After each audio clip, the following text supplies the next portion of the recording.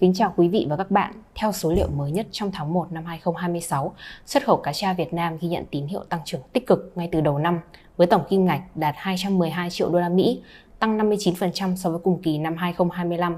Mức tăng trưởng cao phản ánh nhu cầu nhập khẩu tại nhiều thị trường vẫn duy trì ở mức cao.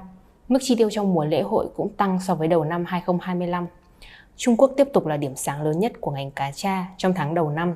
Kim ngạch xuất khẩu cá tra sang thị trường này đạt 68 triệu đô la Mỹ, tăng tới 135% so với cùng kỳ và chiếm 32% tổng xuất khẩu.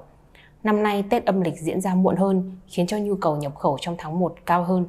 Tại thị trường Mỹ, xuất khẩu cá tra đạt 20 triệu đô la Mỹ trong tháng 1 năm 2026, tăng 13% so với cùng kỳ. Điều này cho thấy nhu cầu tại thị trường Mỹ đang phục hồi nhưng chưa thực sự bứt phá. Trong bối cảnh cạnh tranh và áp lực giá vẫn hiện hữu, mức thuế đối ứng tại Mỹ 20% trong tháng 1 khiến cho các nhà nhập khẩu tại Mỹ thận trọng hơn. Brazil tiếp tục nổi lên là một trong những thị trường tăng trưởng tích cực nhất của cá tra Việt Nam. Trong tháng 1 năm 2026, xuất khẩu sang Brazil đạt 18 triệu đô la Mỹ, tăng 47% so với cùng kỳ. Đà tăng ổn định tại thị trường Nam Mỹ cho thấy dư địa mở rộng vẫn còn, đặc biệt khi cá tra ngày càng được chấp nhận rộng rãi trong phân khúc cá thịt trắng. Về cơ cấu sản phẩm, cá xuất khẩu của Việt Nam vẫn phụ thuộc chủ yếu vào nhóm hàng đông lạnh thuộc mã HS03. Trong tháng 1 năm 2026, giá trị xuất khẩu của nhóm này đạt 209 triệu đô la Mỹ, chiếm tới 98,4% tổng kim ngạch và tăng 61% so với cùng kỳ. Riêng sản phẩm cá tra phi lê đông lạnh đạt 175 triệu đô la Mỹ, tăng 62%, tiếp tục là mặt hàng chủ lực.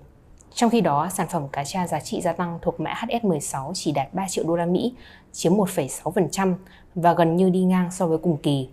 Cơ cấu này cho thấy ngành cá tra vẫn còn nhiều dư địa để nâng tỷ trọng sản phẩm giá trị gia tăng trong thời gian tới. Trong bối cảnh thị trường Mỹ đang có những thay đổi về chính sách thương mại, việc Tòa án tối cao Mỹ vừa bác bỏ mức thuế đối ứng và Tổng thống Trump quyết định áp mức thuế chung 10% cho tất cả các quốc gia được xem là yếu tố có thể hỗ trợ tâm lý thị trường trong thời gian tới. Với cá tra Việt Nam, việc mức thuế được điều chỉnh giúp cải thiện phần nào lợi thế về giá, qua đó tạo thêm dư địa cạnh tranh tại thị trường Mỹ. Tuy nhiên, chính sách này cũng đồng nghĩa các sản phẩm cá thịt trắng cạnh tranh trực tiếp như cá Minh Thái, cá tuyết hay cá rô phi cũng được hưởng cùng mặt bằng thuế.